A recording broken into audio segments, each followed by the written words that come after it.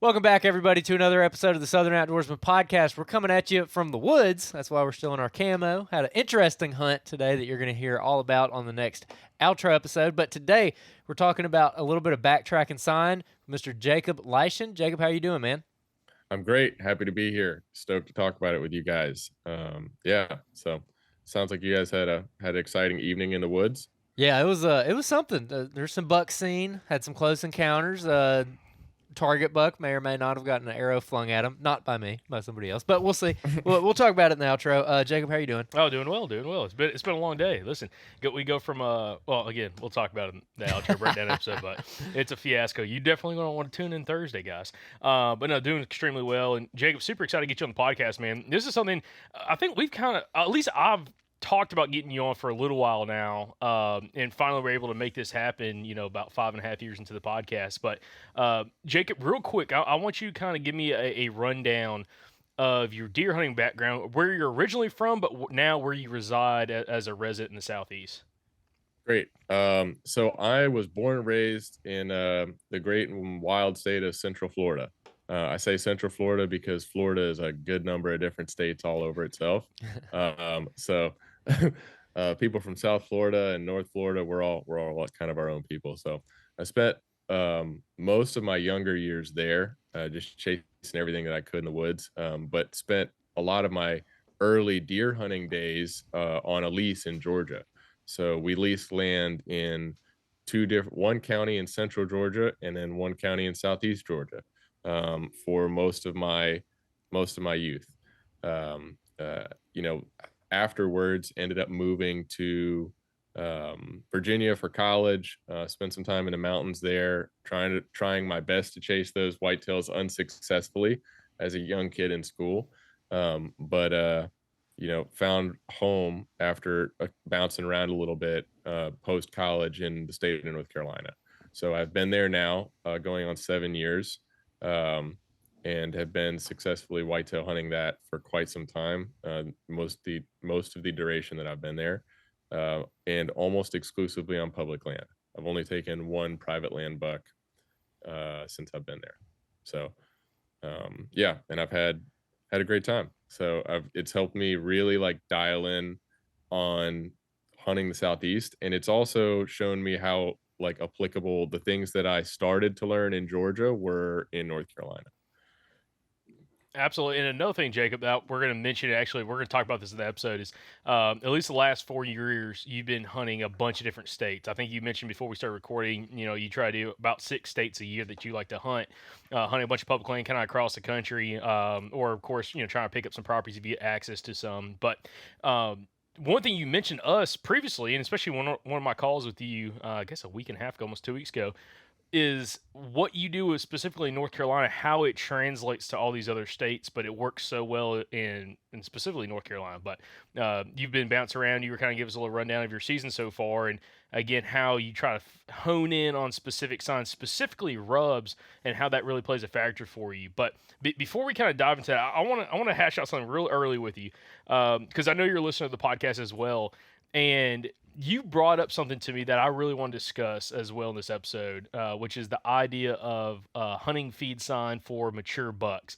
Give me your take on this and why maybe it's not always the best option, something that maybe you kind of stay away from with your actual hunting style. I stay away from hunting feed sign for the simple fact that it's inconsistent. It's specifically on the caliber of deer that I'm interested in killing. I am happy with. So I'm gonna take a step back. When I travel to hunt, it's because I'm working on the road a lot. So I end up hunting. So it's not like I'm this like on this escapade of hunting states. So for everybody listening, it's not like, oh man, this guy has so much time that he can take 6 states and go hunt them all effectively. It's like, well, not necessarily. I have a photo and video production business. It requires us to travel. Everybody wants their film and photo work done in the fall for hunting. So that's when I'm on the road. So if I don't hunt in the state that I'm in, I don't get to hunt. So it's great in the sense that you get a wide array of experiences. But even more so, it's awesome to tie those things back to what I'm trying and getting, time to put into the state that I spend the most time hunting in, which is North Carolina. The reason that I don't hunt feed sign, whether I travel or whether I'm home in North Carolina, is the same reason I don't hunt a corn pile for a mature buck. It's inconsistent.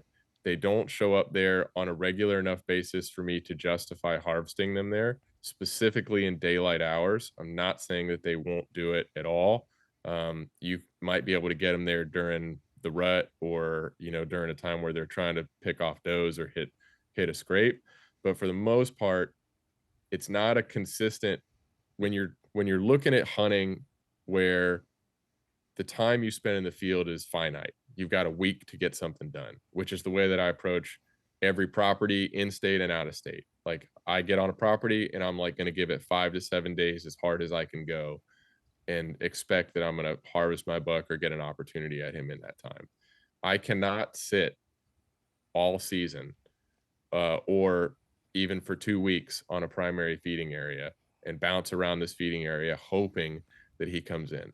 I have to like make my luck, like I kind of look at, one of the things I was going to bring up with you guys, I've been thinking about this a lot, is like, I look at hunting on this spectrum of like luck and strategy.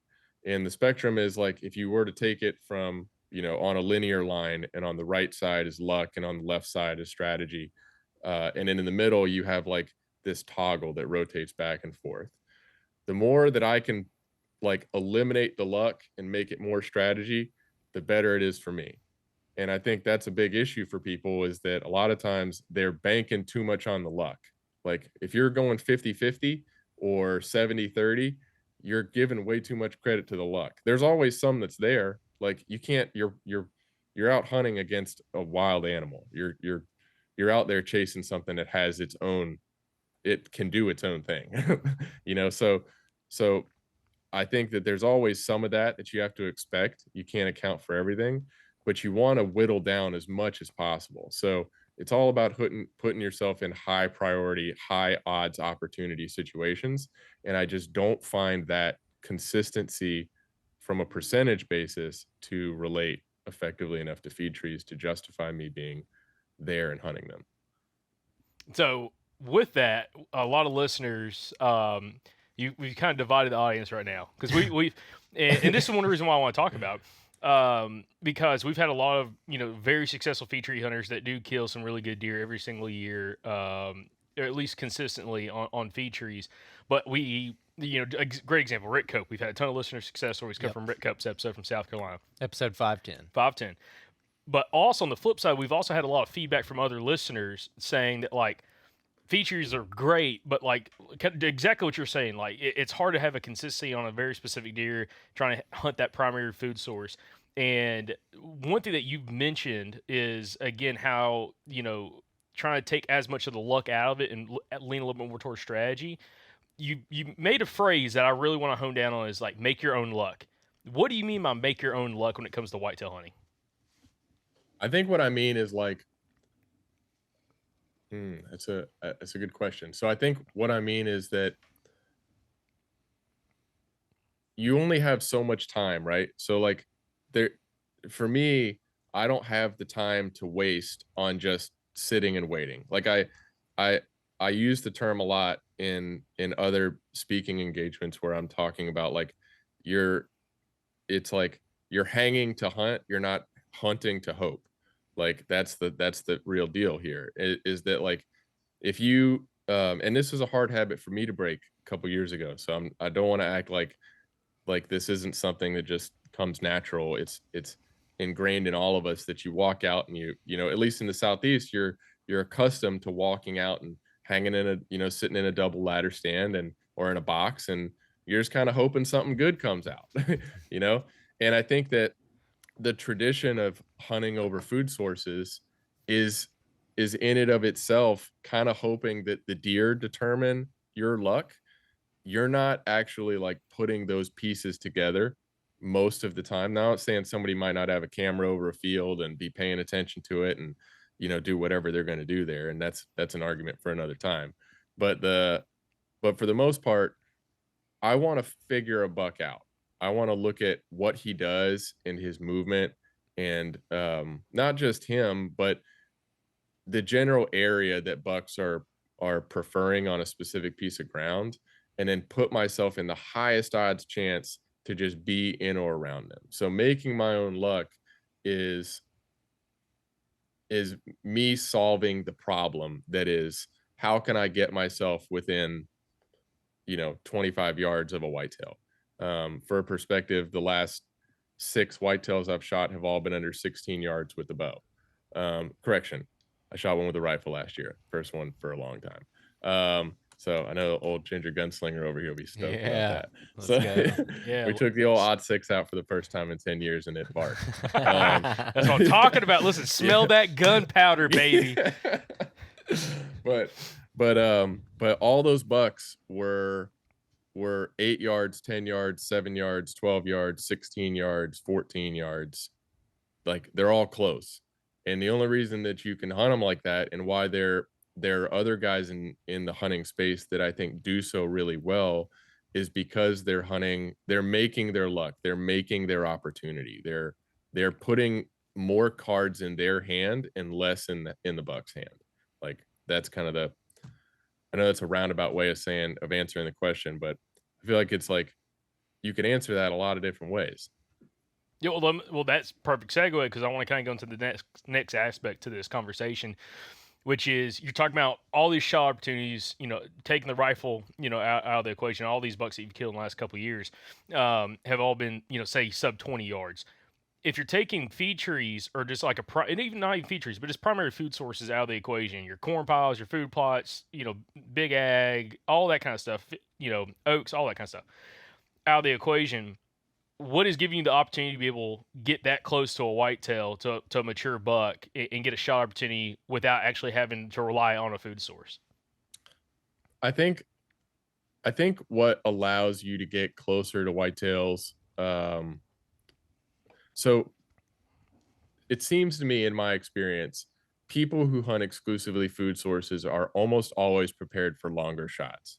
I don't know why, whether it's just them hunting over a corn pile or hunting in a field. They're always like, I got to be ready to shoot one at 40. Like, I have no interest in shooting a whitetail at 40. I don't like shooting them at 30. I don't like shooting them at 25. I want to shoot them at 12. Like, I want to draw back and have my pin fill up, like, just be right where it needs to be. I don't want to have to think about it. So for me, hunting close is hunting based on like finding deer and being able to hunt them close is based on security. So I'm looking for where a buck feels the safest going from A to B, not necessarily like just where he goes or where he's gone, but the most likely place he'll go based on him feeling safe, and then how close can I get to that, and what's my approach to get there. Now I'll throw a wrench in everybody's systems, in the sense that I really don't care about my exit strategy, but my approach matters a lot to me. And then I bounce around pretty aggressively, and I'm trying to get as uncomfortably close as possible. So the two things I actually wrote down on my notes sheet here, I came prepared.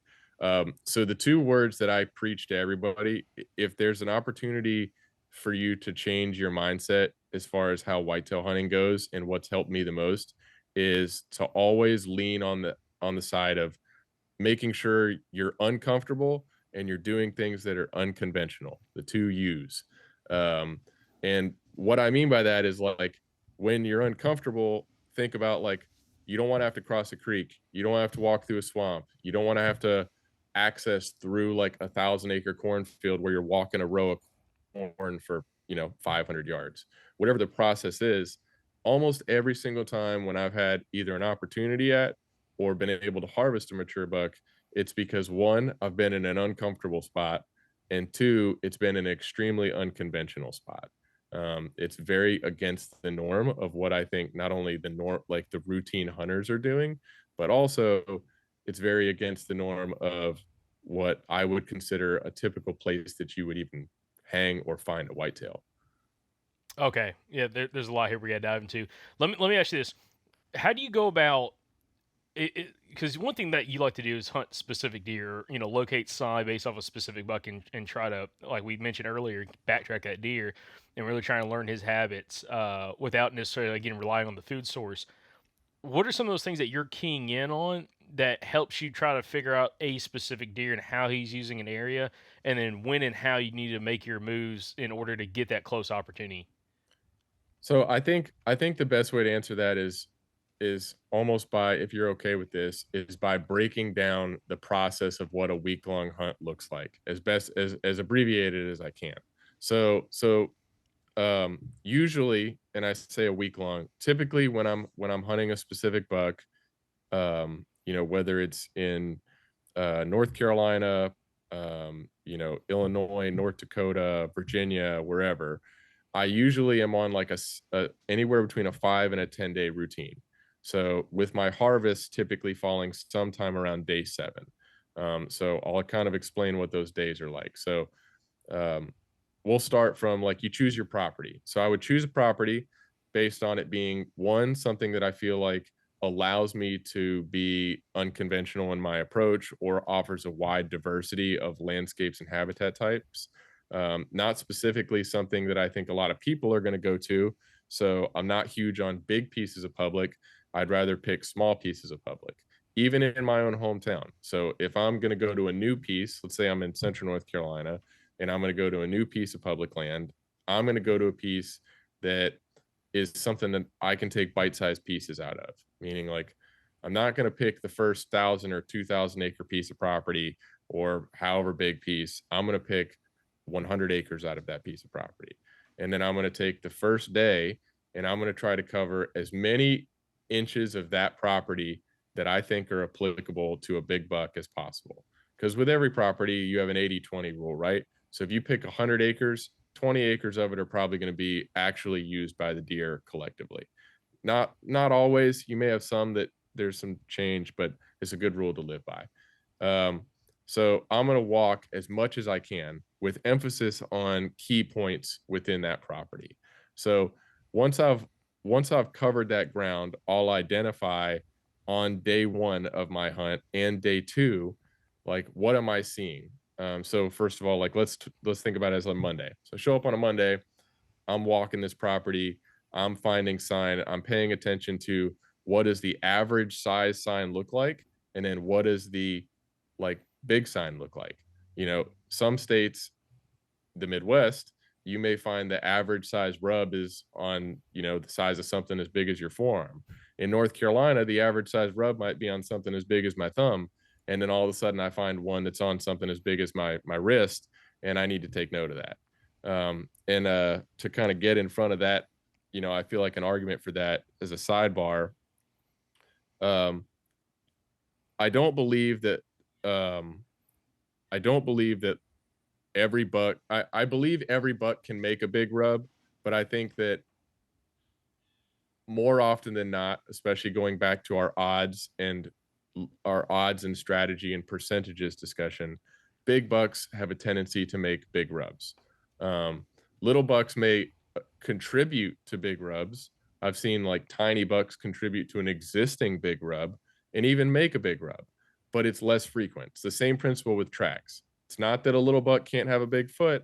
It's that a lot of big bucks have big feet. So, anyways, so day 1, I've picked a property. I've walked as much of it as I can. I've either identified I want to hunt this piece, usually in the morning, and then I'll put more effort in the afternoon, or I'll go switch and pick a new piece, and I'll continue walking properties until I find one that I'm going to mark as, like, this is my A piece of ground, or this is the spot that I'm going to hunt the most, as hopefully. Once I've identified that property, I'm immediately going to go do a combination of road scouting and quick walks to pick B properties, meaning that if I show up and I start hunting and things don't work out well, if that property gets overrun by other public land hunters, I need a place to go, and I need it to be a spot that emulates the first spot. So I want it to look like and feel like and be like the first spot, so that I have some confidence in the fact that a big buck can live there. That's the big underlying factor. It's not does a property have everything that a big buck needs, but does a property have the security that a big buck can live in, specifically survive in, especially in the Southeast or in high pressure areas. If you guys ever travel to Wisconsin, Minnesota, Pennsylvania, New York, any of these big high pressure hunting states, Ohio, the same thing applies, just like it does in the Southeast. So now we're through Monday and Tuesday. So Wednesday typically is my first hunt day. Sometimes it's Tuesday afternoon, but most of the time it's that third day of the week. When I'm going in for my hunt, I'm hunting the spot that I scouted as my main spot first. So Wednesday would be my A spot. And then I'm going to start stage hunting it. So in the morning, I'm going to try to go to one of the more difficult spots to get to hunt that property. When I, which is, I'm not stage hunting, I feel like you would in the conventional manner of starting closest to the parking lot and working in. I'm coming from the reverse side. I'm going as far in as I can, and then I'm going to hunt that so that I put as much boot traffic on that property as I need to between my scouting day and then now this first hunt. And then what'll happen is either on that first hunt, because I'm going to the very best spot that I scouted, the most difficult place to get to, I'll either usually have a really great sit. I'll see a bunch of deer, I'll see a buck, I'll have, but two, on my way out, I can now re-scout everything that I scouted on the way, like on my hike in. So I can see everything that's now been updated on that property. I can see new scrapes that are hit. I can see new rubs that are made. I can see everything.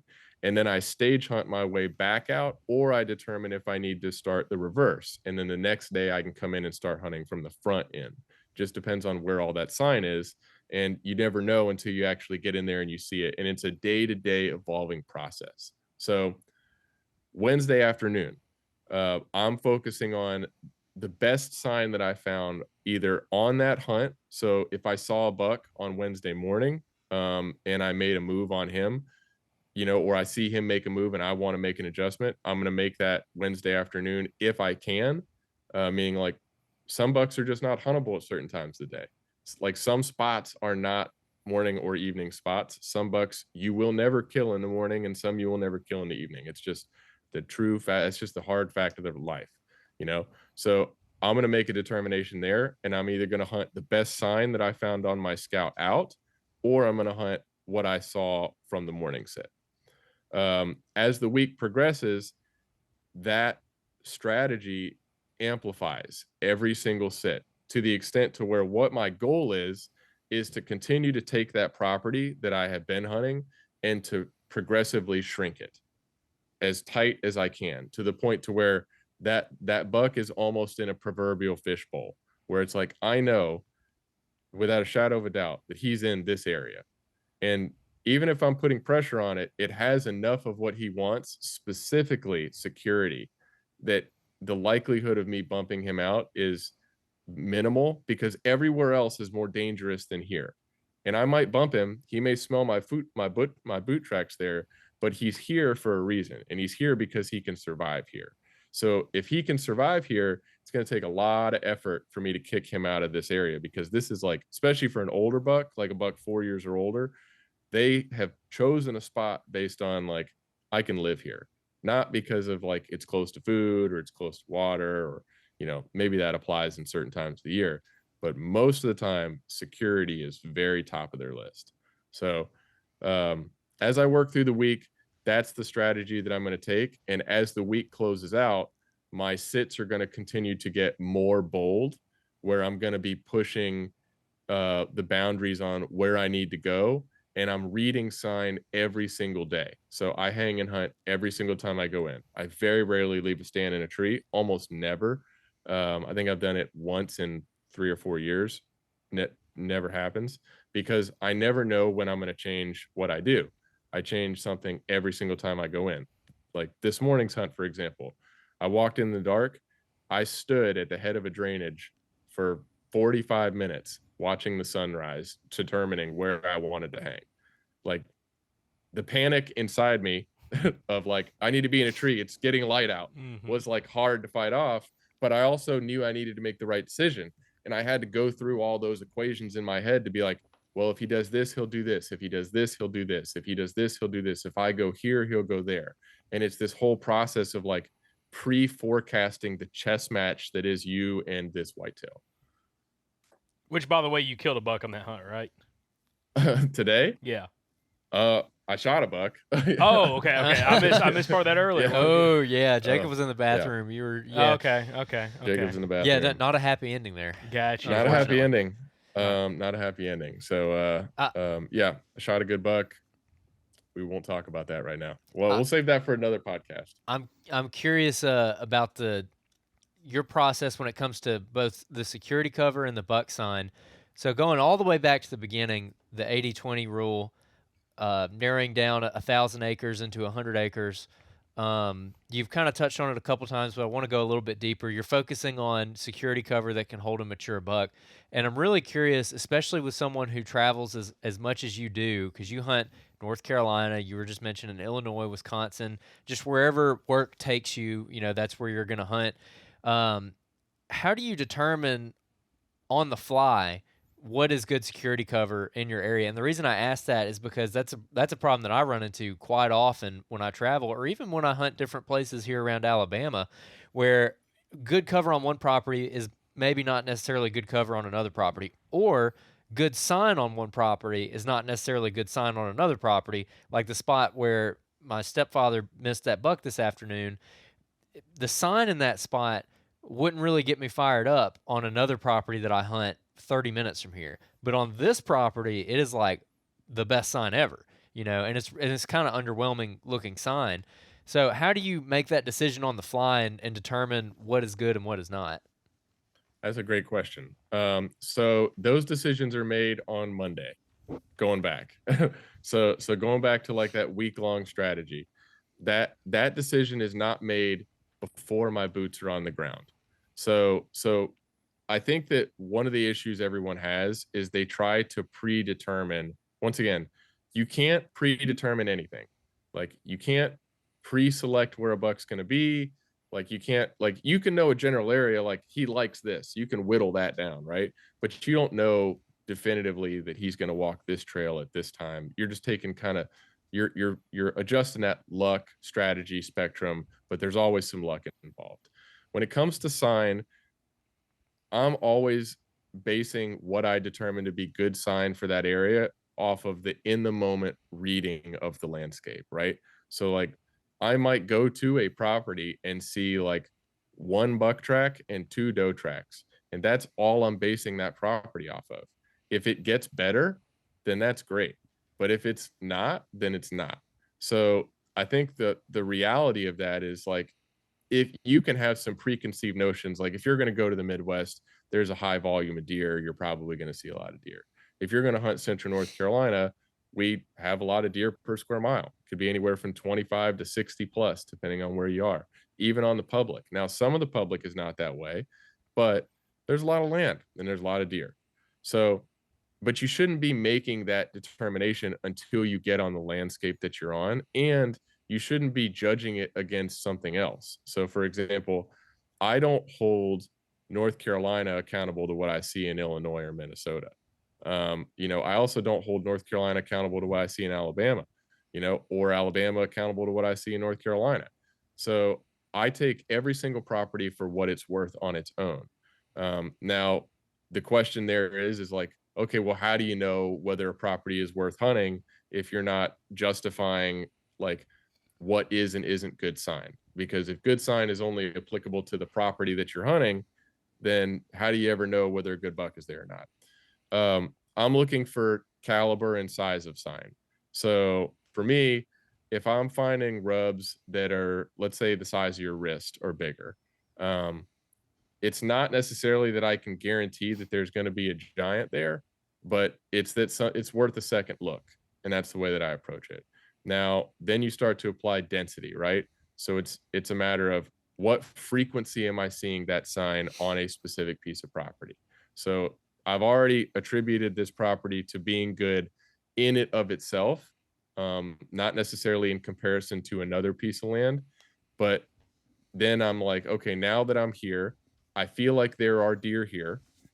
It has the security cover that I think I'm interested in hunting. I can start to look for the size and caliber of sign, large scrapes, deep dugout scrapes, historic sign that shows that bucks have a tendency to be here time after time after time again. I've jumped deer or I've not jumped deer. And then it lays out in a way that's like more advantageous for him than for me. Like it has to be like, oh, this makes sense for him to be here because he can survive here.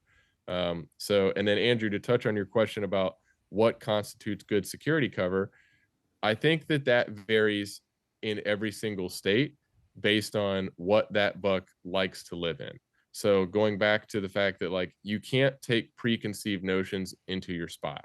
So whether I've been in like I've hunted open field country in like wide open high desert plains in Nebraska, and I've hunted what I prefer to hunt is big timberland bottoms in North Carolina, and those bucks do similar things, but they prefer different habitat types. And if you go to North Carolina, there are areas that are like big and grassy landscapes, and there are some bucks that prefer to bed on the edges of those big grassy landscapes. Now they're in hard to hunt spots, but that's where they prefer to be, you know. So it's all personality driven. I think bucks specifically have very unique personalities in it of themselves, each individual buck.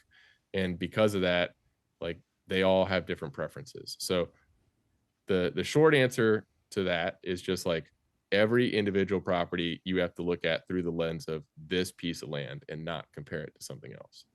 Jacob, before we got started, you brought up something that I really enjoy talking about, and so I'm glad that you brought it up and that you kind of think this way because it's a fun conversation to have, and that is the conversation about that deer are like all in all like pretty simple creatures, and they don't logically think like humans, and accepting that can maybe help you a lot in your strategies. I think you said something along those lines earlier. Can you expand on that? I did. I think people and I was guilty of this too. And like I think people have a tendency to think like a buck like has this like I mean, I think they do have a sixth sense and a means like they can I don't know, I have a lot of weird conspiracy theories about bucks that I've chased or know guys who've chased a bunch of big bucks and they kind of share those same conspiracy theories. Which I'll try not to bog you down with that. But I think that oh man, try not to lose my train of thought here. So deer are simple because they really just care about three things. That's what we talked about earlier. For the listeners, is they care about food, water, and making more deer, as Andrew says. So, and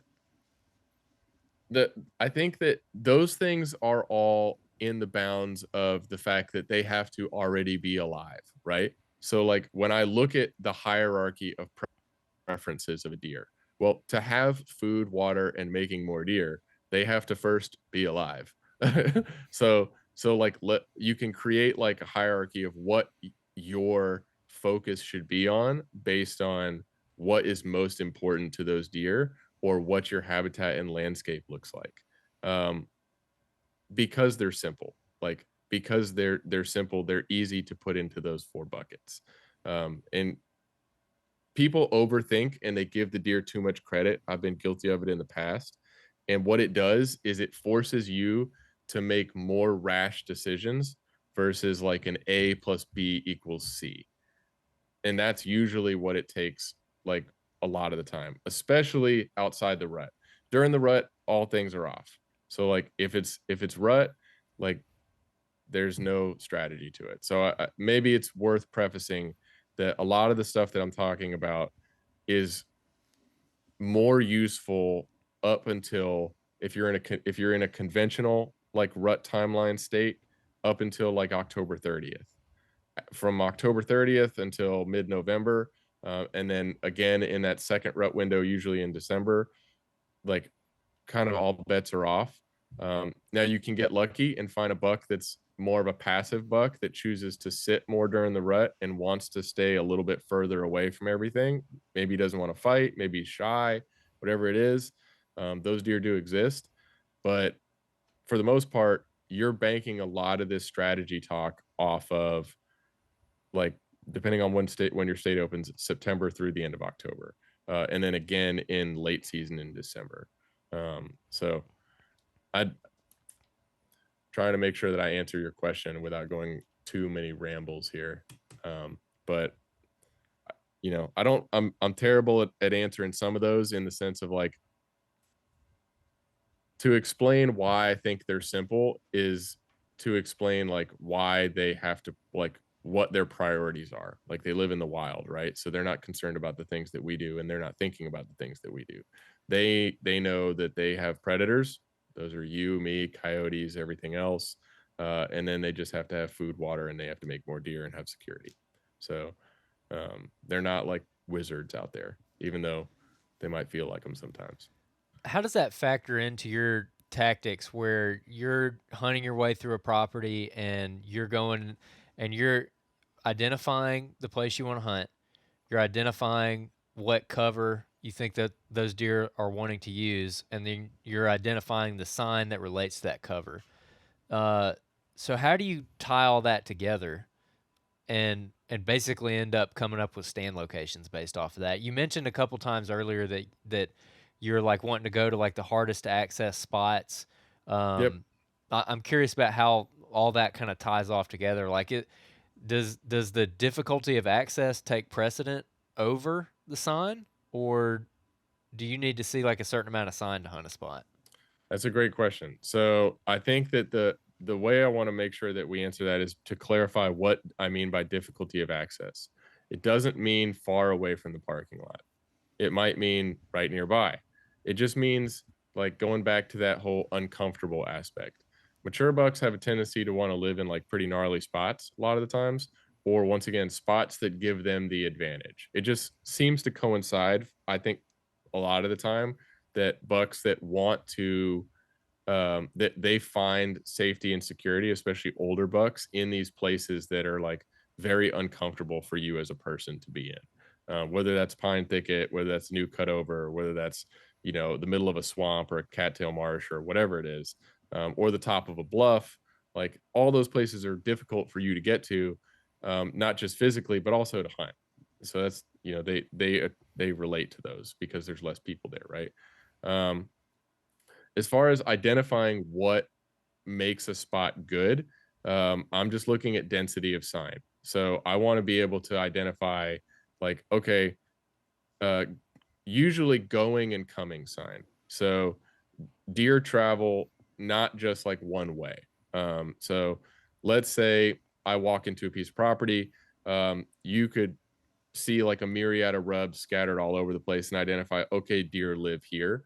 But then it's your job to say that, okay, now I have to backtrack that and take that, if you went from 1,000 to 100 acres and that was your 80-20, now you're going to apply that same 80-20 to that 100 acres. And you're going to go, now I have to take this sign and go, okay, it's kind of scattered all over here. I need to start looking for rubs on both sides of the trees, or on rubs, or on sign that's leading me to and from where I think those deer are coming and going from. That'll give me the basis on identifying, okay, this is the bedding area that I think that he's in, or that I think I need to be around. And then it's less even of if I see that deer, and more of paying attention to what's going on the landscape as I work my way out of the woods every single day. It's like all the little things around that. Like, I think a lot of people put a lot of weight in seeing one, and it's great if you're lucky enough. I certainly am not, to see one, and then, like, every time you go in, see one, and then you're just inching closer and inching closer. Like, that's not how it plays out for me. So for me, I go in and I sit, and I usually don't see one that I want, but I'll see sign that he made last night, or I'll see sign that another good buck has made, or any buck. Doesn't have to be the same, might not be one I'm hunting. specifically, but if it's one that I'm interested in based on the caliber of the sign he's leaving, I'll go backtrack it. And I'll be like, oh, it looks like he went this way. And you're correlating like his tracks to his sign. You're tying the two together. You're not just like taking one individual thing in and of itself. You're like putting those puzzle pieces together to create a unified answer to that problem. Okay. Now, how long did it take you to get good at doing this quickly? Because that's something that I've kind of adopted more in recent years, where I kind of scout my way into stuff, and I've started scouting more than I hunt. And man, let me tell you, there's a lot of trips and a lot of weekends where I just walk and I never find what I'm looking for. And sometimes Good. it feels like a wasted trip, because you just you never really got to hunt. That's how Georgia was for me this year. But like in the end, it's not, because you're learning and whatnot. So I'm just curious, like, how long did it take you to get good at that? Where you're saying by Wednesday you're like jumping in ready to kill something, but how many times were you like walking until Friday and you didn't think that you were finding a good enough sign? I'm excited about this question because because like this is like one of my biggest pet peeves. And it's a pet peeve because it took me a while to learn it too, in the sense of like just the feeling. Like anytime you spend walking a piece of ground is not bad time. Like when you leave the truck, whether you have a stand on your back or your bow in your hand or your saddle on or whatever you're doing, you are effectively hunting. Like every bit of footwork on that ground plays to the end goal that you have. And I think a lot of times the reason why that Wednesday start time is so significant for me, or like it doesn't have to be a Wednesday. Let's be clear. That's just for perspective, for everybody that's listening. It could be, I could be getting off work early on a Thursday, hunting, scouting on Friday and hunting Saturday and Sunday. It's the same principle applies. What I think a lot of guys do is they don't continue to walk when they find something that they like. And that's important. It's you have to be able to like make a mental note of that or mark it on X and then come back to it and go, okay, this is the best thing I found. Not just the best thing that I found while I was walking and then I turned around and left and then said, I'm going to come hunt this. You have to take that, and this maybe goes into answering the question you asked a little bit earlier, Andrew, in the sense of like you're putting that sign up against everything else you're seeing on that property on that day or two that you walk it. And you're assuming that one good hard walkthrough is not going to ruin that property. You're going, okay, the odds are this buck is not going to go blow out of the county because I walk it one time. But if me walking it one time helps me identify the only 2 or 3 stand sites on a singular piece of property, I'm collectively going to put a lot less overall pressure and a lot more targeted pressure on those deer and not just befuddle the property all week long.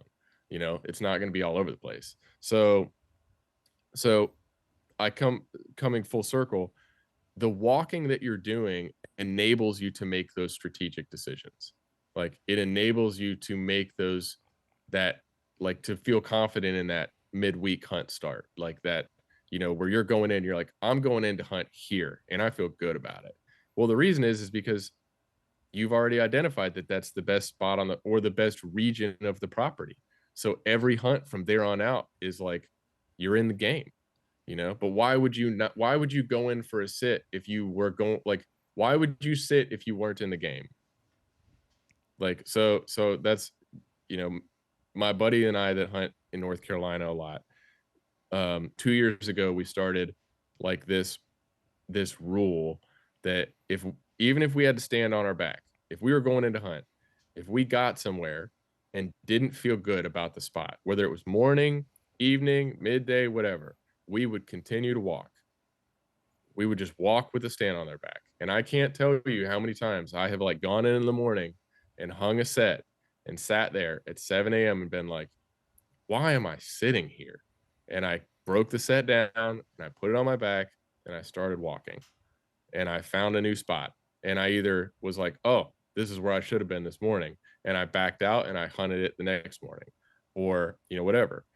Every hour you spend sitting in a tree that's unconfident is an hour you could be learning the property better. Yeah, that's a really good point, and maybe we can talk about that a little bit more later on in the episode.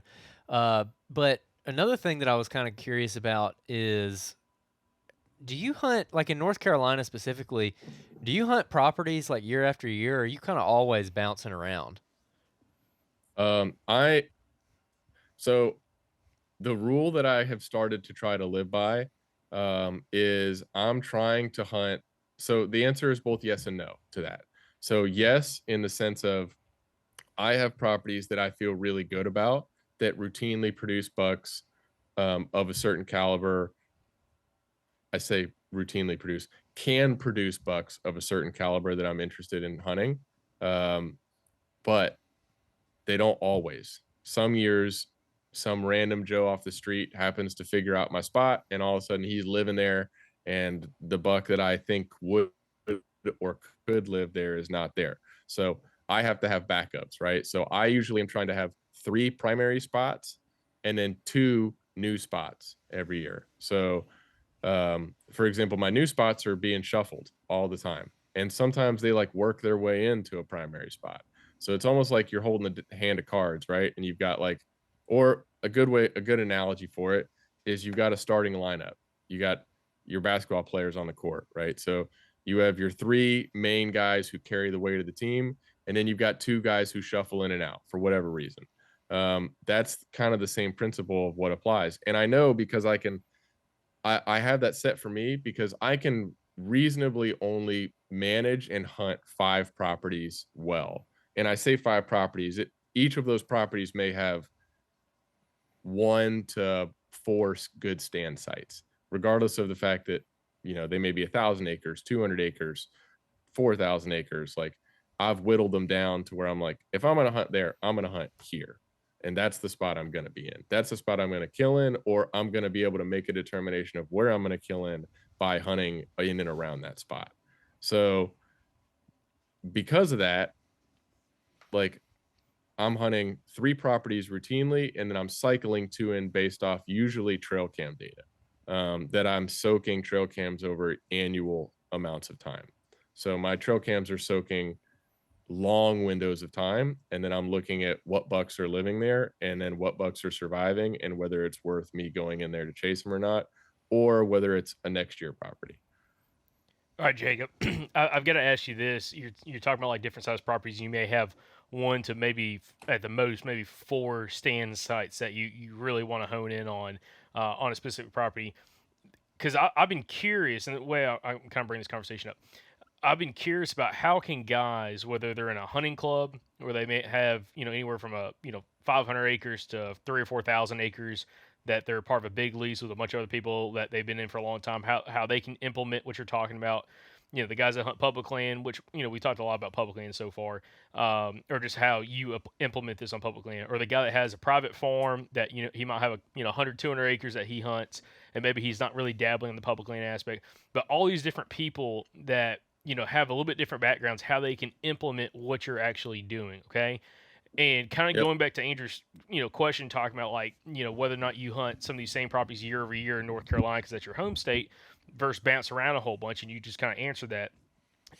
What, how much time do you have to spend on a property in order to whittle it down, like you're talking about, to like just a couple of locations that, like, if I'm going there, it's gonna be X, Y, or maybe Z, or maybe it's just X specifically on a property? How long does it typically take? And typically, what do you have to find in an area that makes it repeatable in a very specific location?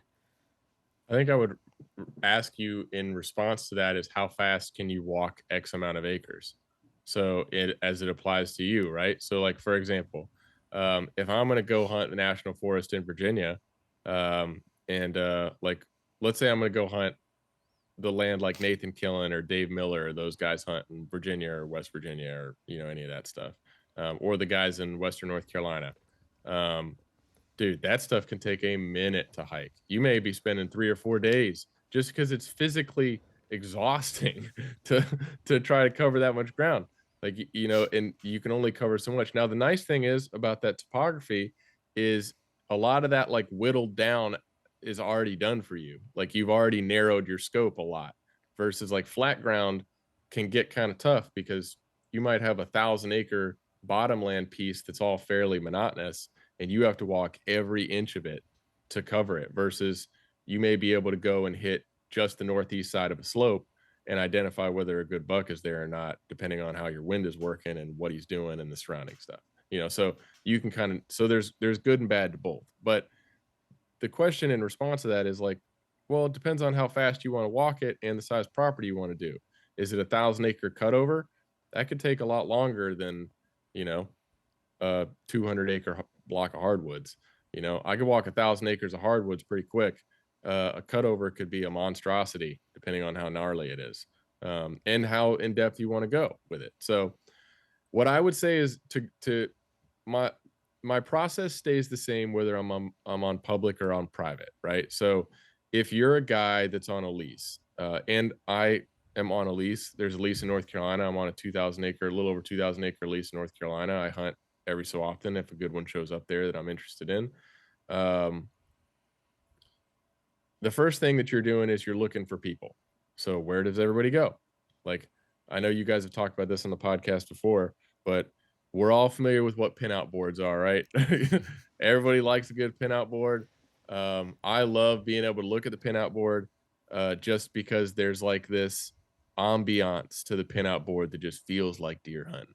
But at the same time, that's like your best kept tool in identifying where you need to go, because a big buck is always going to be where people aren't. So that's the first thing. So you're look at your pinout board, look at where everybody's hunting. If you don't have that, let's say you're in a lease and you don't really know, like there is no pinout board. There's not really a pinout board in my lease. It's just, there's like a dozen guys and they all just kind of hunt. They're supposed to sign in and out, but we all know how that works. So anyways, the principle behind it is like, use OnX and mark where stands are and where guys are hunting the same way you would mark parking lots. So when I hunt public land, I will go and mark parking lots and all the parking access points on my map, just to know like where people can access from, and then assume that every 500 yards from that access point, the pressure is going to drop off by almost 100%. Like it's going to be very minimal. I'll run into somebody maybe like myself every now and then, or every access spot that's like not fun to access through, basically. That's going to rid you of most of your like just weekend warriors or guys who, they're just out, they're going to shoot a meat doe, or they're going to shoot the best buck that they can get. And there's a lot of respect and honor in that. But those are also the guys you got to weed through if you really want to kill a mature whitetail. That's just the hard, like the cold hard truth. So you're mapping the places people are first. And then when you've identified, like, let's say you have, going back to our 80-20 rule, right? Like, let's say you've identified 20 acres of this 100-acre property. Say it's a 100-acre lease.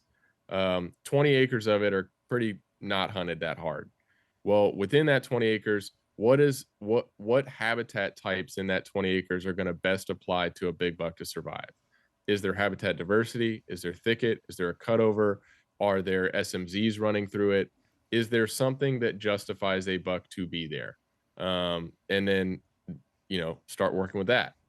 Check that first. So now you can walk that pretty quickly and identify, okay, there's one here. If there's not one there for whatever reason, maybe the habitat isn't good enough, then you can start looking and backtracking like the least pressured areas based on whatever your property allows, and going just in reverse. Because obviously the most pressured spot is going to be the least likely for your buck to live in. It's not that there couldn't be one living there, but it's like, we're playing a game of odds again here.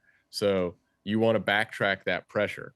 And then you want to kind of work your way off from, through that. That's usually how I would, and once again, once you have done that, all of the same things we're talking about apply. The same strategy approach, the same looking through the landscape, looking for signs specifically, and then whittling down that landscape to like the smallest core area that he can survive in, and assuming he's going to live in a pretty tight little pocket. Like the gentleman that you guys have from the Mississippi State Deer Lab studies that you guys talk about, I mean, how, granted, there are times where those core areas get big, but you guys have seen pretty small core areas as well, correct? If not fairly regularly. Yep. So that's the same. It's the same principle, right? And it's not that a buck might not have a big core area. He may roam every now and then, or he may just be a roamer buck. Like they have a personality like that. But like I use the analogy all the time that like when I'm hunting, both private and public, my principle stays the same, and it relates a lot to turkey hunting.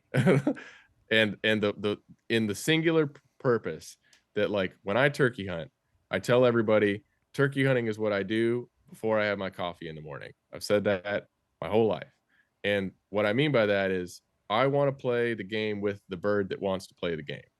I don't want, like, I'm not a guy that's going to shoot a noon turkey. It's not me. Just like I'm not the guy that's going to shoot a random, like, I'm not interested. It's not saying that I can't and I won't harvest a random roamer buck, but I'm not looking for that buck. I'm not just going to go sit around and wait for him to show up. You know, I'm going to like play the game with the buck that wants to play the game with me, meaning like he's laying down sign, he's making rubs, he's consistent, he's putting tracks down in places that I can make work. You know, he's in an area that I can manipulate. You know, that's the buck that I want to chase. I'm sure there's others out there, and probably a lot of others that are plenty big and bigger, you know, even than that. There'll probably be bucks that, you know, I'll probably kill bucks that'll, you know, on properties, and there'll be tons of bigger bucks out there. But, you know, I'm trying to kill a 3.5-year-old buck or better. Hopefully, you know, Pope and Young are better. Those are my two criterias if I can make it happen. By doing that, anything above that, I'm stoked about. But I'm looking for the deer that wants to play the game. Sometimes it's a deer that's like 160 inches. Sometimes it's a 140-inch deer. Sometimes it's a 120-inch deer. Sometimes it's a 100-inch deer. Whatever it is, that's what I want to hunt. You know, I don't want to go hunt something that doesn't want to be hunted, if that makes sense. Lane, let me ask you this, Jacob, on the idea of, there's a couple questions here I have, but the first one I ask is, you were talking about how much more difficult it would be for you to walk, say, 1,000-acre clear cut versus 1,000 acres of hardwoods. Kind of two scenarios here. You know, in a big wood setting, say hardwoods or big pines, where maybe you don't have just a ton of clear cut activity, a little bit more open ground. When you're trying to map out your path, I mean, are you actually mapping out on Onyx kind of points that you want to get to? Are you just wandering through transition edges? How do you go about mapping out what you're looking for in a more open setting versus like that clear cut kind of country or just a abundance of thick cover? How do you go about, I mean, are you just working the edge of that thick cover? Are you punching to that thick cover? How do you go about doing the two different habitat types and your path of travel when you're actually scouting into an area? I think it depends on the size and scale of the cover, right? So I'm gonna try to. I know my answers are long-winded, so I'm sorry. But we'll start with like open ground first. So if I'm gonna go into, let's say, a conventional East Coast or Southeastern river bottom piece, same thing applies to stuff in Arkansas and Mississippi, just like it does in river bottoms in Illinois. It's all the same stuff. It's all big flat ground, minimal cover, big bottom land that floods, usually waterfowl impoundment type stuff. So that being said, what I'm gonna try to do is I'm gonna walk as many like inches of that property as I can, and every single piece of sign that I find, I'm gonna drop something on Onyx. Now I'm gonna come back to that. What I'm doing there is I'm trying to create a holistic view of what is going on that property, because I can't remember everything the entire time. Like I can identify what good sign is, but you see so much of it on a specific property. It's good to have that map to be able to look down at and go, oh, there's this definitive, like I saw a ton of rubs and sign here, and then it was nothing for 500 yards. And then I saw a ton here, and then it was sporadic here. And it can help you paint the picture of the landscape as a whole. So once you've done that, you can drill down in those areas where you've identified all that sign. And I would actually go back through and remove my pins, and then I would go in and drop new pins, or I would color coordinate my pins based on like things that I want to emphasize, right? So like, let's say I go into a property and it's open bottom land, and I mark 100 rubs on that property as I walk. Well, those are old, new, like anything really in the last year or two, I'm gonna mark. Anything prior to that, it's just kind of like nice to acknowledge and be like, okay, there's historical sign here. As that progresses, you know, I'm going to take that old and new sign, and then I'm going to come back and I'm going to drill into it and go, okay, what is really fresh, like within this pattern that I've identified? And then is what I'm seeing that's fresh justifiable for me to hunt, you know? And I'm going to narrow that scope down until the point to where I'm like, okay, I identified 3 spots on this open bottom land that have patternable sign, that deer are using this the way that I think that they should be. They're putting the sign down that I'm looking for, meaning a high density of track traffic, specifically buck tracks, not necessarily just doe tracks. There's high density of track traffic. There's a high density of sign that shows that there's bucks that are like territorial, like they want this place to be theirs. And then I'm going to work from there to backtrack to where they're coming from. When it comes to clear cuts and thickets, pine thickets, clear cuts, anything that's thick, it varies based on the size of it. So if it's a 2-acre thicket, I might just go bulldoze through it and walk through it and try to figure out where exactly he's at. Like, is he in there? Is he on a certain corner? Like, you know, especially if you do it in the afternoon, because if you're gonna bust one out, it's better to do it in my opinion between like noon and 3 or 1 and 5. You do it in the afternoon when they're gonna get up anyways, and you blow them out, and then he just has all night to reset and he can come back in the morning, you know, versus you go and try to bulldoze in there in the morning and you bulldog in the dark, and he's trying to come back at the same time you are, and then you blow him out of there, and now he's completely off his routine. Now he's got to go to a different bed than he was thinking. He has to figure out a whole new plan. Like, he had a very specific agenda in his mind for what he was going to do. So I'm going to go into that property if it's small, and I'm going to try to bust him out. And I'm going to go look at that and get every piece of intel that I can out of that block while I can. If it's big, like either big in the sense of too difficult to access or just big in size, then I'm going to go ahead and just walk the perimeter. And I'm going to try to like do the same thing with my pins as that, you know, where I'm like, okay, as open country, where I'm going to try to create a pattern of density of buck traffic specifically. There's going to be a lot of does in obvious spots all over the place. So once again, I'm not worried about doe traffic unless it's the rut and I have to sit doe traffic. But I'm looking specifically for densities of buck sign, and then trying to pattern that, and then look for a pattern within that pattern, right? So it's like the spot within the spot, but for patterning deer. All right, so let me ask you this. I've got a bunch of other questions. One is about sign reading here. How do you differentiate between what you suspect to be nighttime sign in different habitat types in different states and everything like that? How would you describe what you would think nighttime sign would look like versus sign that's probably being made during the day that's maybe a little bit more huntable and maybe a pattern that you can get kind of key on a little bit better versus like that stuff that you're thinking is potentially being made at night? Great. So whenever I'm looking for sign in relation to like where I consider that buck's security cover to be. So the closer that it gets to what I think he would feel safe in, doesn't necessarily mean that he's for sure bedding there. It just means this is where I think he feels safe. The higher the likelihood is that I'm going to justify that sign as key, like really good sign. When you're looking at, oftentimes nighttime sign is feeding area sign. It's like travel sign that's far enough away from his bed that like you're never going to see him in daylight. If you do, you're going to get lucky. There's not really a way to like objectively plan for that. You know, you're just kind of hoping at that point.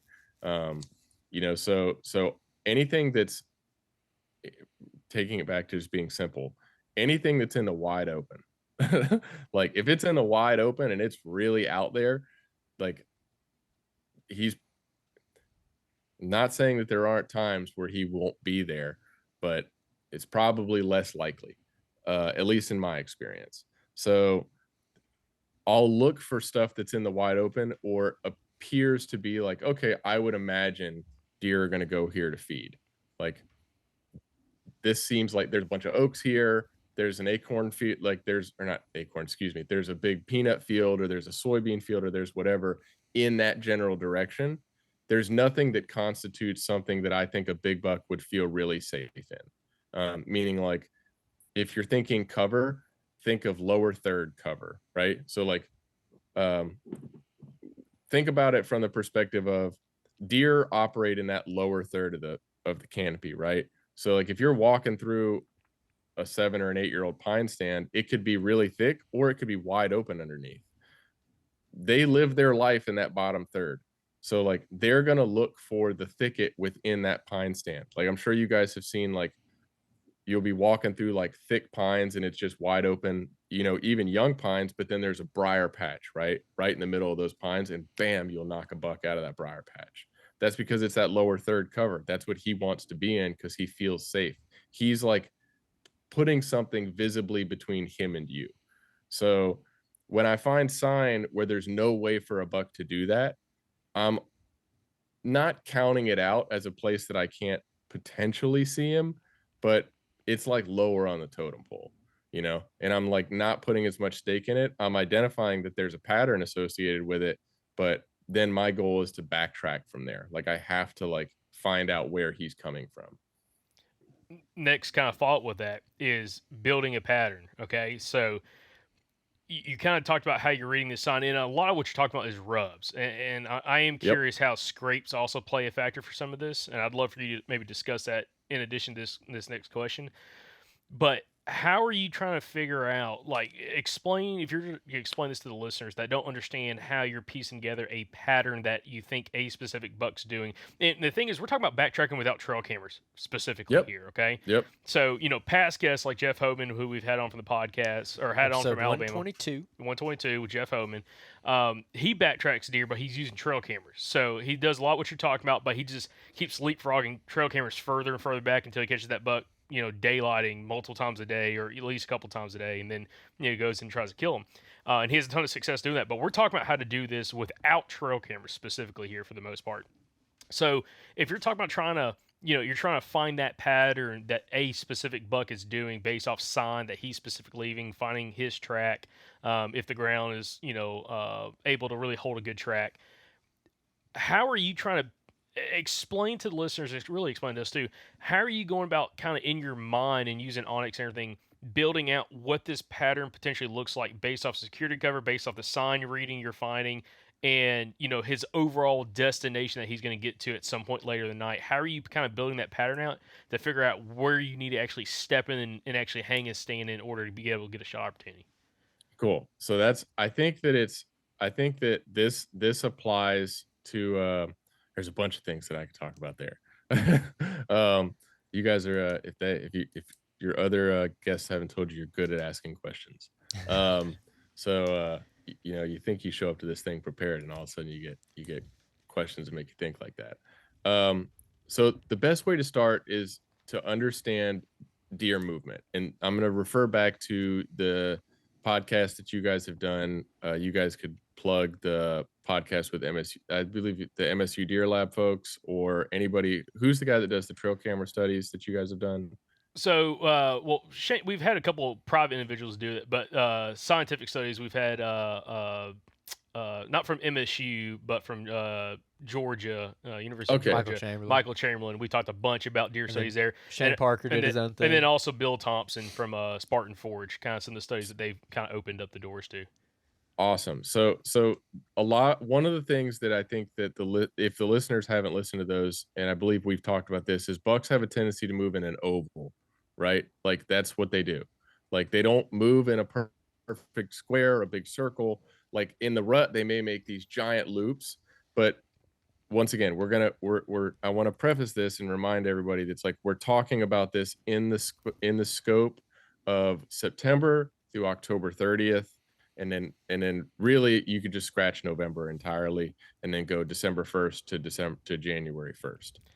Well, that's most people's. I was gonna say, Jacob, that's for most people's ruts, but a lot of you guys that live in the Southeast, I know, like I us, was is like, just about man, to say rut that. ain't here till January. So We got a bachelor group this afternoon, November 4th. yeah, so we have Okay. plenty of time to use what Jacob's talking about. But Jacob, please continue. Yeah, so same principle applies. So if your season opens in October and your rut goes until February, it's the same principle. So just adjust the dates to your applicable scene. So anyways,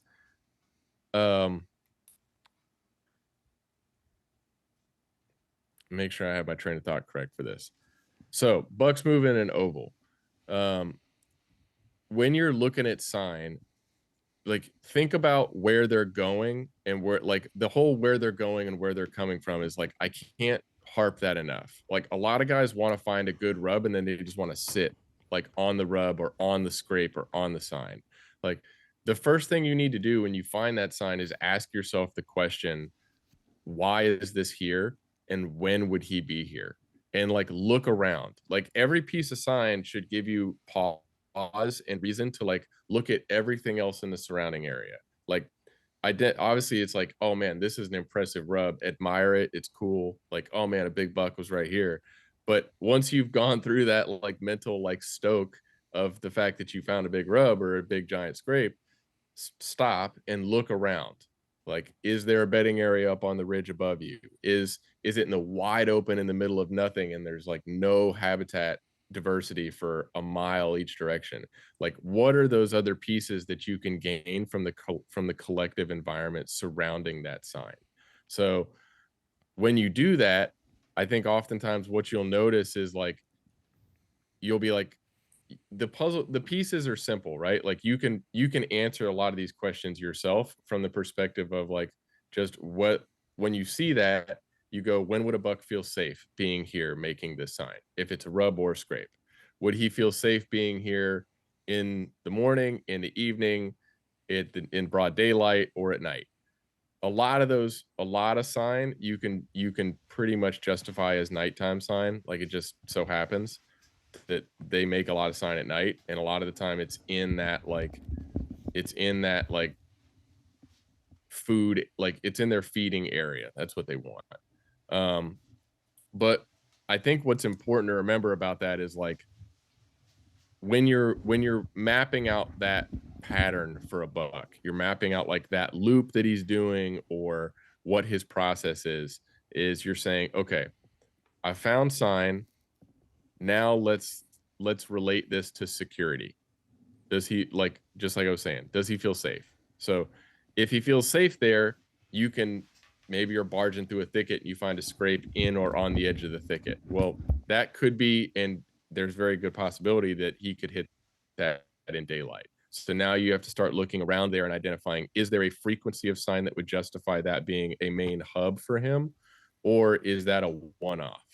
And that could be dependent upon the size of the rub or scrape. Like if it's a volleyball size scrape that he just hit while he was cruising through this thick area, it might not mean anything. If it's the size of a car hood and it's like caved out into the ground, you might want to take note of that and then start expanding on the area to identify like, hey, he wouldn't make a scrape like this or be at it enough, like if he didn't feel good about being here, and will likely come back. So anyways, trying not to like get too thrown off here. Old ginger bow hunters over there fiddling. Yeah, I know. We had one camera down, so I had to switch out power cables. Well, in addition, when we're talking about like the whole pattern aspect, because I think this is something that's very applicable for a lot of listeners who've kind of like struggled with this. And you've kind of mentioned the sign aspect and how like trying to put all the pieces together. When you're trying to find that specific buck that you're really trying to go after, and you're reading the sign that tells you like, hey, more than likely he meets your criteria based off a lot of the sign he's reading in this track, okay? And you're not necessarily putting, you probably don't have an observation of that deer until you actually make a sit and hopefully get an observation. For the I usually don't have eyes on him until I shoot him. Even better. That's the way I like it. I don't want to know what he looks like until he walks by. I'm like, oh yeah, he's plenty good enough. Yeah, that's exactly how it goes. So, yeah. How does somebody implement this that also maybe doesn't have the amount of time that say yourself or me specifically has to hunt. Okay. So you're talking to like the average listener here that might have a Saturday and then maybe part of a day Sunday in order to go hunt each week if they're lucky enough. Some people may have a whole weekend they can hunt, and then every now and then take off some work to have like a long weekend, 3-4 day weekend. Based off everything that we've had in this talked about in this conversation, how can somebody implement what you're talking about in a shorter time span? Is it even is it Feasible. is it feasibly possible for somebody to be able to do that with that limited time? So it's a matter of expectations is important to understand. And like the answer to that question is like scout twice, hunt once. So if you have just a weekend to hunt and you have one sit to make it count, like would you rather that sit be like, oh man, I feel ready to go in this spot, or you're just going out to sit and like you have no bearing on what's happening, right? So like let's say, which once again, like with work and travel, there's a lot of times where I only get a weekend. So I may be in a state. When I hunted Minnesota last year, we had 3 weeks of work there. So from Monday to Friday, I was working, and I would leave Friday, and I would drive 2 hours to a piece of public that I liked. I'd park my truck Friday night, get a good night's sleep, and I'd be in the woods scouting. Or I'd try to scout Friday night if I could really wing it. If I couldn't get there to scout Friday night, I'd scout Saturday morning, and then I would start hunting Saturday afternoon or Sunday morning through Sunday evening, depending on your state. And if you have, any of the crazy laws like we have in North Carolina, you can't hunt on Sundays. So, but the point being is like you want to make sure that you're scouting as much or more than you're hunting. I don't want to take away from anybody's time in the woods, but I think it's important, like we talked about earlier when Andrew asked that question about um like about just feeling like you have a wasted time, like you're wasting time, right? You're never wasting time if you're in the woods. You're doing something else that's bringing value to the puzzle, right? And let's say you're a weekend guy and or gal, and you're hunting, and you're hunting your local state land. You know that every weekend over the course of the season or every other weekend you're going to be hunting there.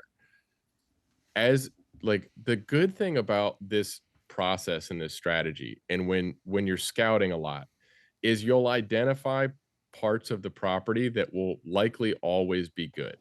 And the reason for that is because bucks have a tendency to associate to habitat and terrain types that they like, but also a lot of the times you'll find that people routinely are fairly habitual in the places that they like to go to. So you may be able to, over the course of a couple weekends, identify the 1, 2, 3, or 4 spots on 1,000-acre property, and then every other weekend in perpetuity for forever, you can be making really strategic sits, really strategic hunts because you've spent the time walking. And you're still going to walk, when you feel like you need to. But if you know the area on a property, like let's say it's 1,000-acre piece, you've whittled it down to 100 acres, and there's 2 stand sites there that you feel like this is, if I was going to kill a buck, it would be in one of these 2 20-acre or 30-acre patches within this area. Well, you go sit that, and then on your way out of the woods, you scout it, and then you make an adjustment for the next day. And everything you're doing becomes much more targeted because of the fact that you put boots on the ground as a priority, not hunting as a priority. Like I say that it's all hunting, but it's hunting with a definitive end goal. Like, you know what I mean? It's not, you're not just doing something to do it. Like that, I can't harp on that enough. Like that's the whole point of being intentional.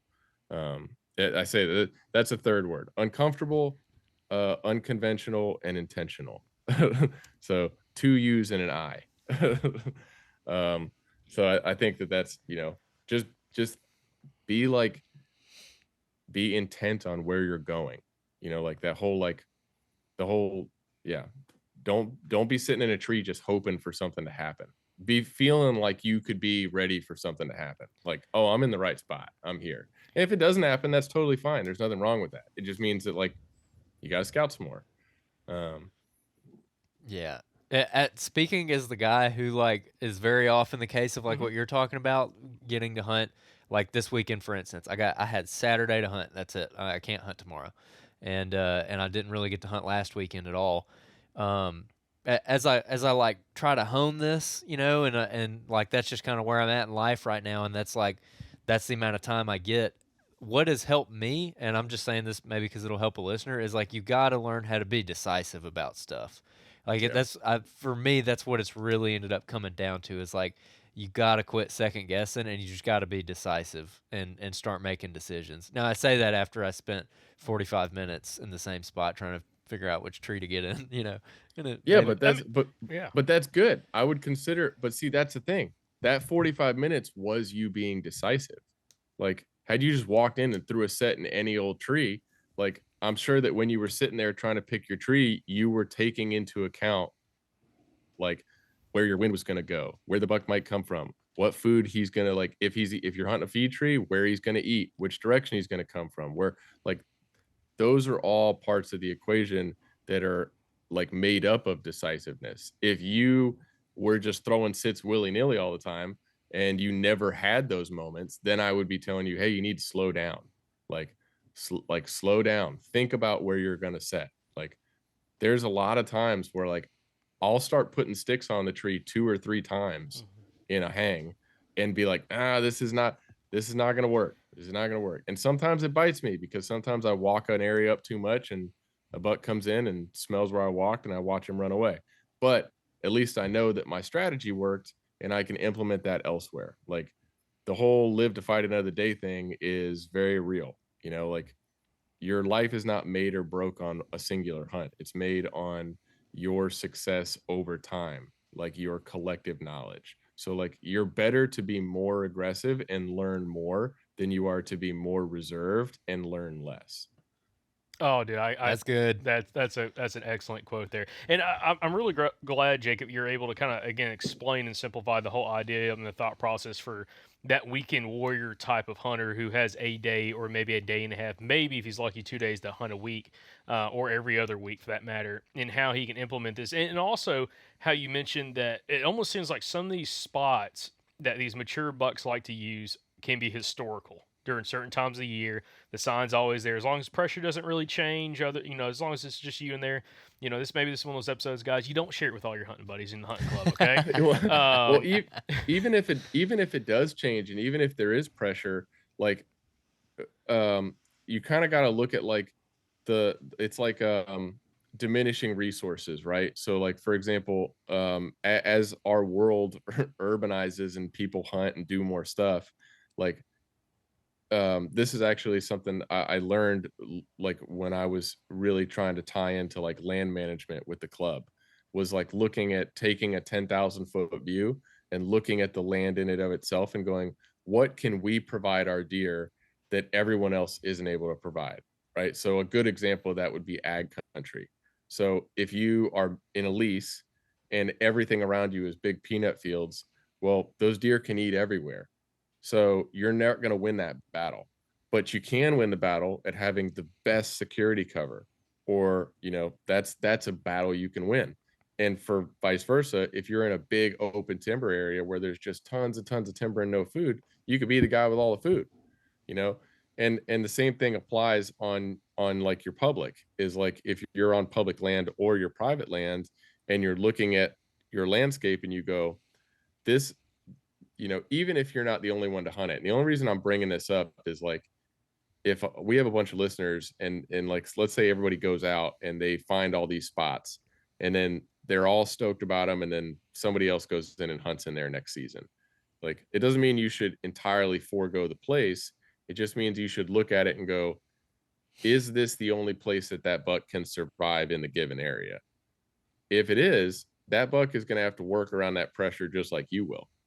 So you have to then like put your thinking cap on and like figure it out, but you shouldn't just trash a property because somebody else goes in there and hunts it. Um, you know, it's hard. It's kind of a balancing act, right? It's like you don't want to like just constantly be hunting places that everybody else is hunting, but you also don't want to hunt. You don't want to give up a spot just because somebody else is hunting it. So you're kind of in this in between, and it's a personal judgment decision. And I think it's widely based on whether or not the property can sustain the amount of pressure and the amount of like intrusion that you and somebody else is putting on it, or if that buck just has nowhere else to go. So let's say you hunt a piece of public that's surrounded by housing communities. Well, if there's a mature buck that's living on that property, or year over year, there usually is a mature buck that's there, he really doesn't have anywhere else to go.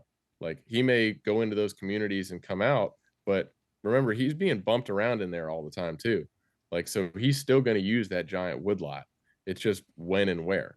So it's, whether there's pressure or not, if the law of diminishing returns favors security, like, or the law of diminishing resources favors security, then that's what you can prioritize, and you can, take into account that maybe one person on that landscape is not going to actually mess you up that bad.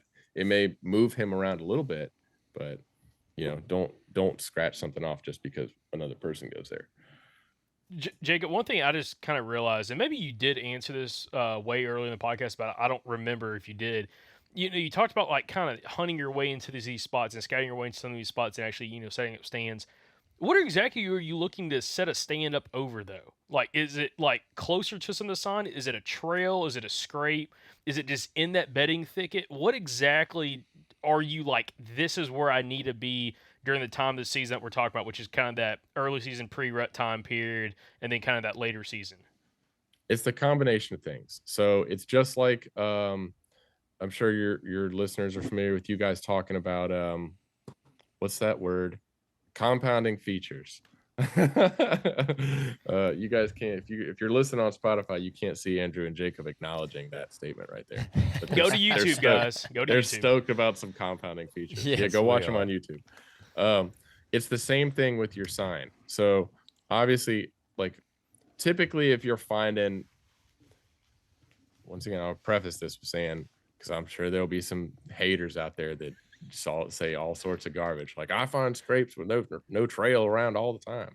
It's like, no. Like, I get it. There could be a buck running wild through the woods and he just throws a scrape down. It happens. Once again, I'm trying to play the game with the buck that wants to play the game with me. So anyways, I'm looking for compounding features when it applies to sign and the security cover that I'm looking for, right? So if I'm trying to choose something to hang over, first I'm trying to determine, is it morning or is it evening? So if it's in the afternoon, it has nothing to do with where he's eating, and it has everything to do with where he's bedding. I don't, very rarely do I go sit over the bed itself, but it's identifying how close I think I can get based on the cover type that he's bedding in. If he's in the middle of a clear cut, well, I'm gonna push my luck as close as I possibly can, because that joker might not be able to see me, and he also is not going to want to leave there in daylight. So I'm gonna need to be pretty close. If it's a buck that's living in a small patch of thick stuff in the middle of open hardwoods, he's used to standing up and moving if he feels good. So he may stand up and move 150 yards at last light. So if I can get into that bubble, then I'm good. So I'm determining first, anyways, morning or evening. So am I hunting him coming to bed or going from bed? If I'm hunting him coming to bed in the morning, then I'm looking for compounding sign that relates to compounding features in or near a bedding area. So a lot of times I find that those deer want to travel habitat edges or habitat diversity back to bed, with an emphasis on traveling to and from safely. So remember, in the morning, a lot of the time they're traveling either right at first light or in light, or at risk of being caught in light. So what that means is their emphasis is on security more maybe than even the evening, because of the fact that they're kind of just waiting until like that window of time happens, and then everything starts to get dark, and then they just kind of get up and they go on their way. And I feel like they're a little bit bolder. In the morning, they're very deliberate, I feel like, about their path and travel back to bed. So you have to be deliberate about getting between them. So I usually am looking for sign that I think he'll hit on his way back to bed. Usually those are scrapes or areas like rubs may signify that he's rubbing on a path of travel back to bed, but scrapes close to bedding, and just general buck sign, be it tracks that are justifiably close to where I think he's bedding. Once again, I don't always know where he is, but I'm under the assumption that this in comparison to everything else on the property that I have looked at, this seems to be the most likely place that a buck would safely bed and feel good. Everything is in his advantage here. Wind is in his advantage. He has access in his advantage. He's winning where he is. So then you look for those compounding features and compounding sign. That's morning. You're looking for him coming back, trying to do that. For evening, it's compounding sign coming out of bedding. So I'm not getting as close, right? So for example, in the morning, I may get right up there on the beds. Like, well, I say that, not on the beds, but in the general area. Like I may be sitting right on the edge of the thicket, like in the morning, expecting that I'm like gonna see him or be really close on his path of travel. In the evening, it might be too risky for me to get that close. So I'm looking for compounding sign associated to his path of travel that I think is the beginning of that oval loop that we talked about. And that oval loop is going to depend on the time of the year. So if it's pre-rut, that oval is going to be focused on he's checking sign and he's checking scrapes and he's checking doe bedding areas and trying to determine like where his ladies are at and like who's coming into estrus soon, where are they at, like he's just monitoring, right? So that oval is going to put an emphasis on that. Now, will it still hit food? For sure, but it's going to lean, the further you get towards rut, the more it's going to lean towards like where the ladies are. In early season and in late season, that oval of his path of travel is focused on like food to cover. And I even feel like it becomes more of a line than an oval. Like a lot of times I'll see like mature bucks where they'll go straight from bedding to food and then straight back from food to bedding the way that they came, especially when leaves are off, like on the trees in the Southeast. If you're hunting big open bottomland country and there's no leaves on the trees, like those bucks do not like being in the wide open, and they're going to find the safest route that they can. Like if it's trees holding leaves late, if it's a little bit of cover on the ground, if it's some tall grass, whatever it is, they're going to like cut that travel as little as they possibly can. So in a long way of answering that, in the morning, be focused on tight to bedding, compounding sign with compounding habitat features. In the evening, compounding sign and compounding features, but further away from bedding within proximity of it, right? So he's not necessarily, not that he won't hit scrapes and stuff in the bedding area right at dark, he might, but he's probably already hit that in the morning. So he knows what was there. So he's going to drop off that hill or he's going to come out of that bedding area and he's going to hit that first visible sign that opens up to the world, right? Like that sign is like his doorway to the respective landscape, and he's going to hit that scrape and then he's going to stand there and ponder the world and take a look around, until it gets dark enough that he feels safe going for a jog. Jacob, we're getting very, very close to wrapping up here. One reason, because we're about to lose, all the cameras about to lose a couple cameras here. But Jacob, real quick, can you give me some examples of compounding sign, both that morning and evening setting aspect? I would say so. Compounding sign in the morning would be path of travel rubs back to scrapes that are right adjacent to the habitat type that you think he's bedding in. So let's say you have going and coming rubs. So what I mean by that is not necessarily rubs where he's rubbing both sides of the tree, although you can find that at times. It's not always realistic to be able to determine whether he is using that in the morning or the evening explicitly. It's just identifying, okay, there's rubs definitively going north, and then I can also see at an equal level of freshness, like rubs coming back the same way south. Well, that just tells you that, like, if it's one buck, that there's one buck that's making that pattern somewhat routine. It's something that you can put into your equation. If it's multiple bucks, well, that's great. Now you know you got $2. But the point being is like you're looking for that specifically. So you're looking for sign that expresses deer going and coming, and then you're looking for that close to bedding area sign that's going to be like scrapes that they're going to hit in the bedding area, or sign that's going to be like right, probably within 60 yards of their bed, that they're going to hit before they lay down. That's usually what I tend to look for. If it's evening sign, I usually find that those are like more like hub type spots. So if you guys think about, hubs exist both in topo terrain as well as in the southeast and flat terrain. They just visually look a little bit different. Your hub in the southeast may be a hub because it's like there may be a bunch of water there. There may be an island. There may be a dry spot in a marsh, or in a big wide open wet bottom. Whatever that hub is, that could be his hub, just like you have a hub in the mountains where all these fingers dump down, and then that buck is going to drop out of a bowl or drop off the top of a ridge and hit, one of 6 or 8 scrapes in the bottom of this hub right at dark. Like that's what he wants to do. He wants to go down there and check and see whoever came through all day long. He's like excited about that. That's his thing. So in the evening, I'm looking for hubs specifically. I'm not necessarily interested in hunting a hub in the morning. Not that one couldn't be there, but they've usually already hit the hub by the time I'm hunting, right? They're hitting that on the way back to go to bedding.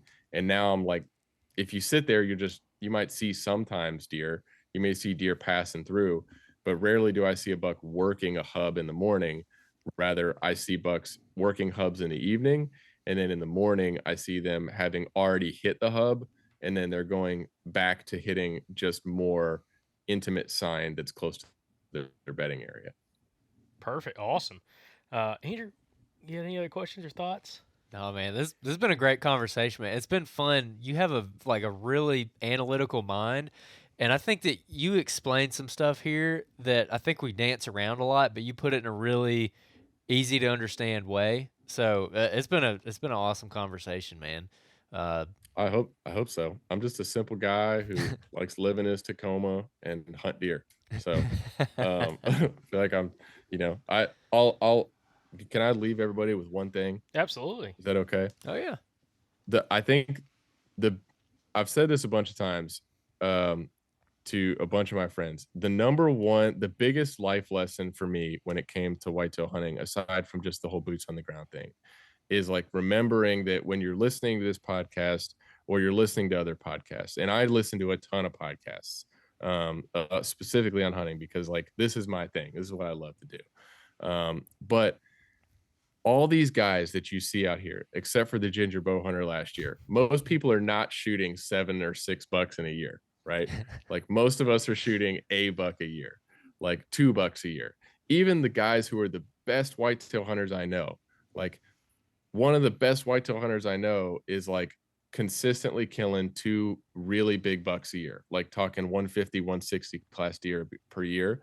Killing 3 is really freaking hard.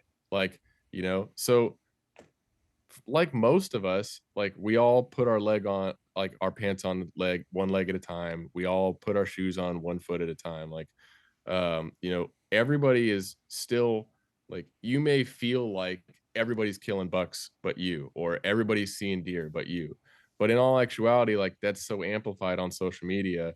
It's important to remember that like most people are getting 1 or 2 good cracks at bucks per year. Sometimes more depending on where you live. You may see more, but in North Carolina, usually I see and get opportunities at like 2 to 3 bucks a year. And I have to execute on those. If I don't, then I don't. I had 2 opportunities at mature bucks last year. I executed on one and I got busted on the other. Like it happens to everybody, whether you're on the Southern Outdoorsman podcast, or you're a guy that owns an industry company, or you're the ginger bow hunter himself. So I'm sure we all have stories of that. And, it's important to remember, like nothing replaces boots on the ground. We're all in the same bucket. We all are trying to fight for hunting time. You know, it's just a matter of how much time you have dedicated to doing it and learning the individual ground that you're hunting. That's what will determine your success. And then just not letting the rest of the industry and the world and the influence and all that get in your mind, because nobody is any further ahead than anybody else. It's just what you know. Absolutely. Well, Jacob, greatly appreciate you joining this episode, man, and joining us on the podcast. Has been absolutely fantastic. May have to get you back on a little bit more to talk about late season hunting at some point. Oh, dude, that's my favorite. Yeah, I know that's the time I We- struggle. Listen, unless it's the rut and I got a gun in my hand, if I'm late season bow hunting, there's nothing more miserable in my mind. So I'd be love to pick your brain. That's what my trail cam strategy is all for. Well, So we're- I'm putting trail cams in August for December. Well, we're gonna have to talk about that in another episode. But if anybody wants to reach out to you on social media, how can people follow along with you? Kind of see everywhere you travel, but also if they have any specific questions they want to reach out, how can they get a hold of you? You can get a hold of me. Feel free to ask me questions or reach out. My Instagram is usually the best medium for that. My Instagram handle is at the Lishen. So it's TheLishen. You're more than welcome to find me there. If you're interested in the work that we do, you can follow us at Land Limited. You'll be able to find that in my handle. And give me a shot anytime. Awesome. Jacob, thank you Sweet. again so much for joining us. Listeners, thank y'all for watching. Thank y'all for listening. And remember, hey, by the way, we got some Southern Outdoorsman merch. It just hit the website, so go check that out as well. But, guys, make sure you check out this week's Thursday Breakdown outro episode where we're going to talk about this and a lot more. So, again, appreciate y'all watching. Appreciate y'all listening. And we'll catch you back from the next episode from the Southern Outdoorsman podcast. And remember, y'all stay Southern.